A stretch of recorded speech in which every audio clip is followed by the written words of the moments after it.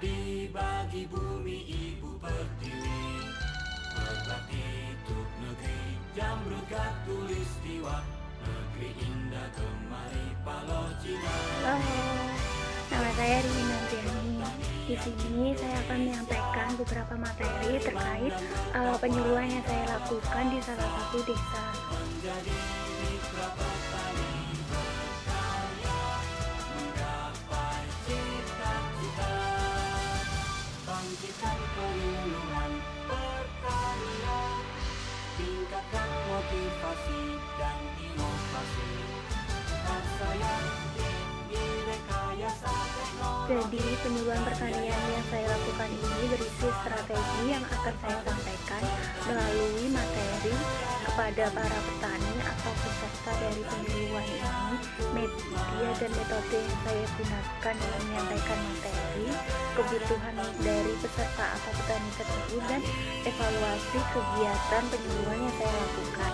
Nah, untuk materi yang akan saya sampaikan ini sesuai dengan kebutuhan dari petani atau peserta penyuluhan yang saya lakukan. Nah, kebutuhan dari petani tersebut yaitu petani ingin meningkatkan pendapatan petani dalam bidang pertanian dan mengurangi intensitas serangan hama, terutama hama tikus. Nah, materi yang saya sampaikan ini adalah berkaitan dengan sistem usaha tani. Nah, sistem usaha tani ini yaitu bagaimana saya memberi penyuluhan kepada petani terkait sistem menanam padi dengan jejer legowo. Nah, penanaman padi dengan sistem jejer legowo ini berarti menanam suatu tanaman padi dengan secara sejajar. Nah, sejajar ini dapat mengurangi kendala dari petani tersebut yaitu serangan hama tikus. Nah, hama tikus ini akan berkurang jika petani menerapkan sistem jejer legowo tersebut, sehingga saya sebagai penyuluh ingin memberikan pengetahuan kepada para petani terkait sistem jejer legowo tersebut agar petani juga dapat mendapatkan pendapatan yang lebih menguntungkan dan mengurangi serangan hama tikus yang ada di daerah tersebut. Hal ini sesuai dengan apa yang dibutuhkan oleh petani. Nah, untuk media dan metode yang saya gunakan yaitu medianya berisi audio visual. Nah, media audio visual ini sesuai dengan kebutuhan atau karakteristik petani.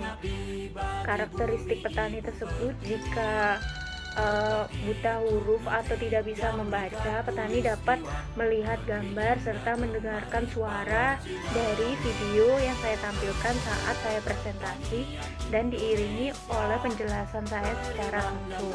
Nah, untuk metode saya menggunakan metode demonstrasi karena metode ini lebih efektif daripada metode lain, sehingga petani atau peserta dari penyuluhan yang saya lakukan ini lebih antusias dan lebih berminat untuk mengikuti semua materi yang saya sampaikan. Selanjutnya saya akan menerapkan kegiatan praktek lapang. Nah, praktek lapang ini berguna agar petani dapat secara langsung mengaplikasikan apa yang saya jelaskan dari penyuluhan saat presentasi, sehingga petani tidak hanya memikirkannya saja tetapi juga dapat langsung mengaplikasikannya. Nah, dari praktek lapang tersebut kita dapat mengetahui apakah petani atau peserta yang kita beri penyuluhan berhasil dalam menerapkan sistem jejer legowo tersebut atau tidak. Jika petani mayoritas berhasil, maka program penyuluhan yang saya lakukan dalam pertanian tersebut dikatakan berhasil. Tetapi jika para petani mengalami beberapa kendala atau gagal, maka kita akan melakukan yang namanya evaluasi atau monitoring. Nah, dari penyuluhan yang saya lakukan ini banyak petani yang antusias dalam menerapkan sistem jejer legowo ini karena moda yang digunakan dalam penerapan sistem jejer legowo ini lebih sedikit dan feedback atau dampak yang diberikan dari sistem jejer legowo ini lebih besar. Nah, para petani di desa tersebut berminat dan antusias untuk melanjutkan program tersebut. Untuk lebih jelasnya, yuk cek video selanjutnya.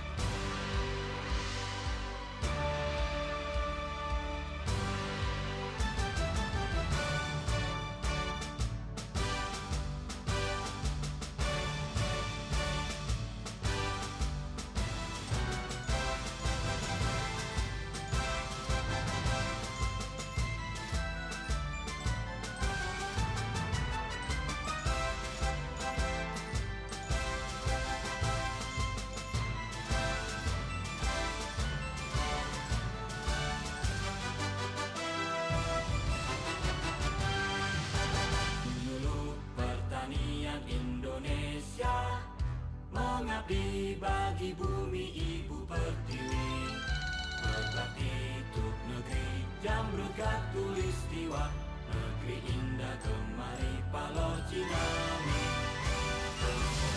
Pertanian Indonesia beriman dan bertakwa di dalam karsa, menjadi mitra petani berkarya, menggapai cita-cita, bangkitkan penyuluhan pertanian, tingkatkan motivasi dan inovasi, karsa yang tinggi, rekayasa teknologi, karya yang unggul, usaha tani terpadu, bertani sejahtera dan tangguh, pertanian pun maju, petani sejahtera dan tangguh, pertanian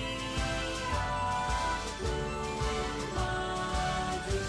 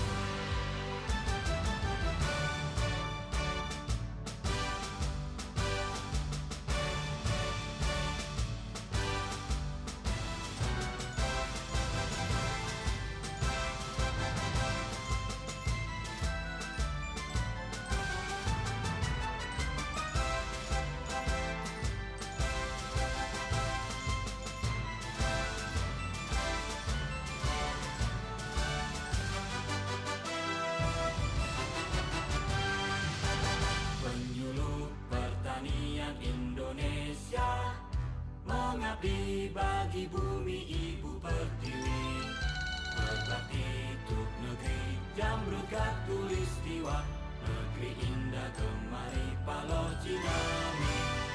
Penyuluh pertanian Indonesia beriman dan bertakwa di dalam karsa, menjadi mitra petani berkarya, menggapai cita-cita, bangkitkan penyuluhan pertanian, tingkatkan motivasi dan inovasi, karsa yang tinggi, rekayasa teknologi, karya yang unggul, usaha tani terpadu, pertanian. Dari pengalaman petani, dari karakteristik petani, kebutuhan petani, kita tahu bahwa petani membutuhkan apa dan kita harus memberikan apa yang dibutuhkan oleh petani.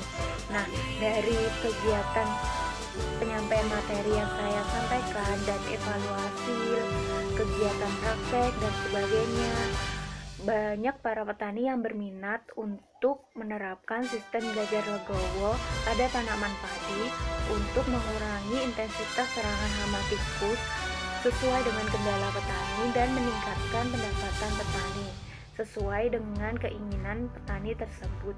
Nah, dari sini kita dapat menarik kesimpulan bahwasannya program penyuluhan yang saya lakukan dapat dikatakan berhasil karena petani antusias dan program penyuluhan tersebut ingin dilanjutkan oleh petani demi pertanian keberlanjutan di masa depan. Nah, untuk evaluasi yang saya lakukan untuk pada diri saya sendiri, saya lebih komunikatif atau lebih pandai berbicara dengan para petani secara langsung, karena kita dapat mengetahui apa keluh kesah, kendala, dan solusi yang dapat kita berikan kepada petani tersebut. Nah, dan saya pandai dalam mengedit video, menjelaskan kepada para petani, memberikan poster.